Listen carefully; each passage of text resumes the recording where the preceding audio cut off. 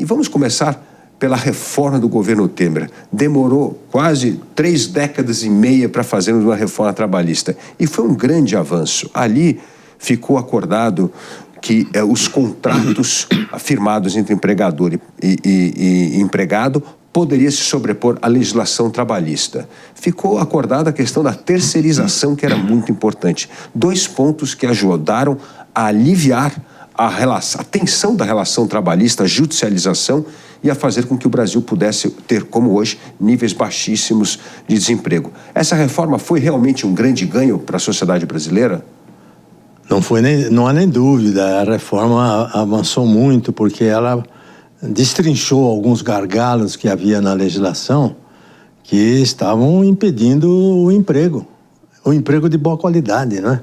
Esses 2 que você mencionou, essa prevalência do negociado sobre o legislado e também a questão da terceirização, são extremamente importantes. Isso lubrificou o mercado de trabalho e as coisas estão acontecendo, né?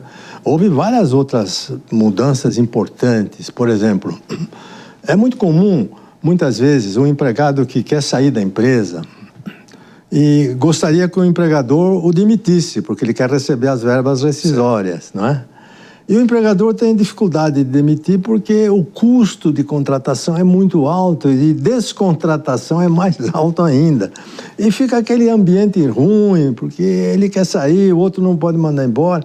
O que a reforma fez? Olha, se acontecer isso, empregado e empregador podem conversar, fazer um acordo amigável, o empregador paga menos em encargos sociais na demissão e o empregado, ele recebe uma parte do aviso prévio, normalmente, só que ele não pode pedir seguro-desemprego.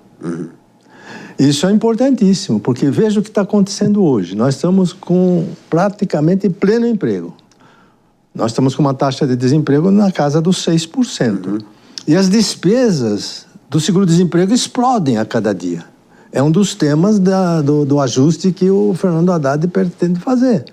E por que elas explodem? Elas explodem porque acontecem 2 coisas. Primeiro, porque em muitos casos o empregado tem êxito, o empregador manda ele embora e ele vai buscar o seguro-desemprego.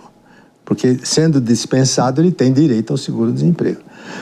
Em segundo lugar, muitos fazem o tal acordo amigável que a reforma permite, só que depois de algum tempo eles entram na justiça dizendo o seguinte: não foi tão amigável assim, eu fui forçado.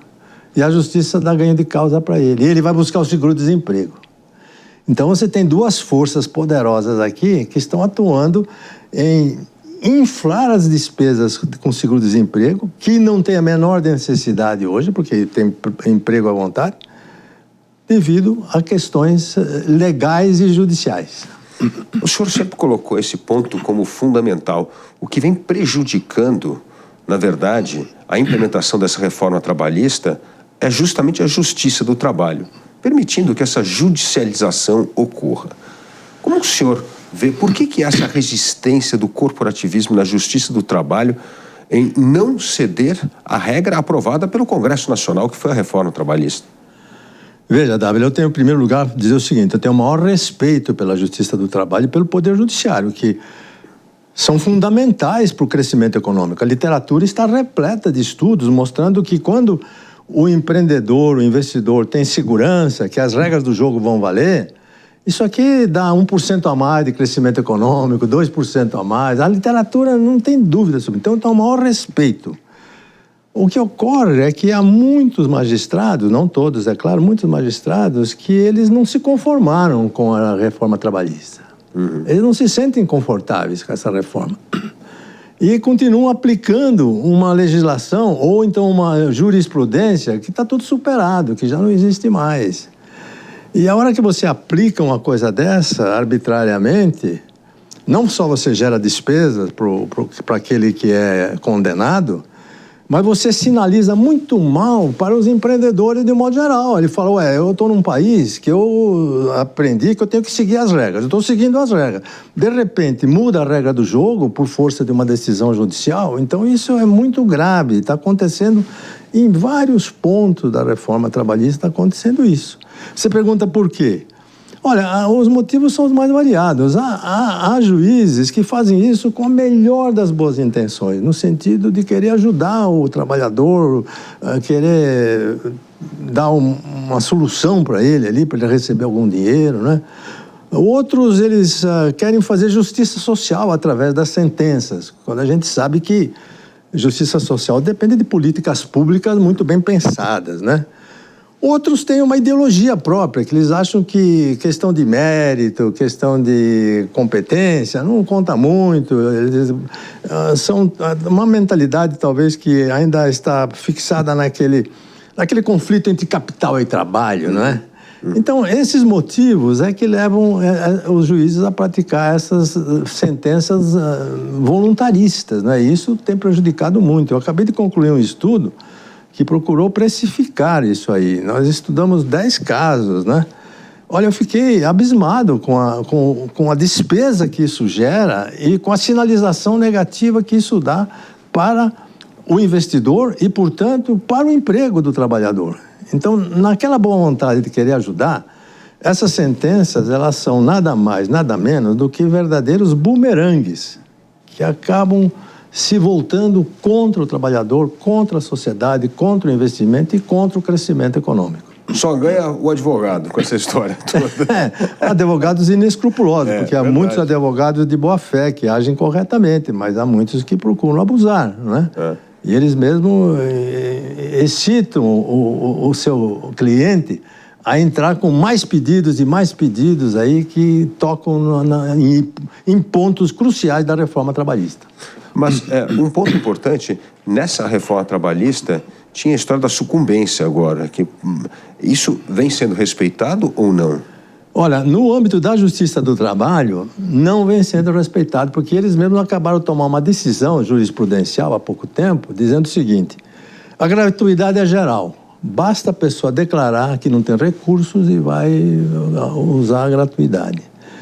Além do mais, eles estão decidindo um outro assunto que talvez próximas semanas, que diz o seguinte: a Justiça do Trabalho tinha falado o seguinte: o valor que o reclamante fixar na ação inicial, ele tem que manter esse valor até o fim. Porque, como tinha sucumbência, se ele põe um valor estratosférico e vai ter custas, e ele vai ter que pagar custa, ele pensa duas vezes, ele vai pôr um valor realista. Pois bem, a Justiça do Trabalho anulou as duas coisas. Anulou a questão da gratuidade, porque está dando de forma genérica, né? E está para anular, por esses dias, essa fixação do valor na inicial. Então, isso é um verdadeiro pilar da reforma trabalhista para reduzir os conflitos. Conclusão: explodiram de novo os conflitos. Nós estamos com 5.400.000 processos na Justiça Trabalhista hoje, entre os antigos e os novos. Quando entrou a reforma trabalhista, no primeiro ano ela reduziu para 2,5 milhões. Agora nós voltamos para 5.400.000. Ou seja, a judicialização, que era uma das virtudes da reforma tributária para reduzir... Da reforma trabalhista. Da reforma trabalhista, voltou a crescer. Voltou a crescer. O que significa isso? Além de toda essa instabilidade que você dá para o investidor, eles ficam desnorteados, né? Isso é uma despesa enorme para o erário público. É verdade. Carregar 5,5 milhões de processos que são dispendiosos, os juízes trabalham muito, os assessores... É muito dispendioso isso aqui. Nós fizemos um cálculo disso. Só a questão da gratuidade, Dávila, ela dá uma despesa assim de cerca de 1,5 bilhão, mais ou menos, para o erário público. Só a gratuidade. Nossa. Tem outras coisas que dão mais 3 bilhões, mais 4 bilhões. Quer dizer, é uma despesa exagerada com decisões voluntaristas, né? A Justiça do Trabalho interpreta diferente, sabe? No Supremo Tribunal, a conduta tem sido diferente. O ministro Barroso tem uma frase que ela é emblemática. Ele fala assim: a verdadeira justiça é aquela que é aplicada quando a gente sabe exatamente quem vai pagar e quanto vai pagar, né? O ministro Luiz Fux, por exemplo, ele tem uma conduta de sempre analisar o aspecto econômico daquelas decisões judiciais, né? É claro que não afastando da lei, aplicando a lei, mas analisar isso aqui. Então, esse tipo de conduta no Supremo tem sido salutar, mas na Justiça do Trabalho isso não prospera. E esses 5 milhões de processos, acabam muitas vezes acabando no Supremo. Então, nós acabamos também congestionando o Supremo, porque recorre-se ao Supremo em última instância. Não há nem dúvida. Isso congestiona o Poder Judiciário todo. E é o que acontece. Nós estamos falando aqui do impacto sobre o investidor, mas isso impacta também sobre as famílias, sim, sobre as pessoas em geral. Vou te dar um exemplo, que é um caso que nós estudamos, concreto. As empresas de home care, que tratam dos cuidados a domicílio, são organizadas e elas utilizam enfermeiros, técnicos, cuidadores em gerais, fonoaudiólogos, fisioterapeutas, tudo aquilo que os pacientes precisam, que são sindicalizados. E a empresa de home care faz negociação com esses sindicatos, como diz a reforma trabalhista, você precisa negociar, né? E a reforma trabalhista diz o seguinte: se um enfermeiro, por exemplo, na hora de sair, no final do dia, o paciente passa mal, ele tem que ficar um pouco mais, 2, 3 horas a mais. Esse tipo de trabalho não é previsível, né? Ele tem que ficar mais.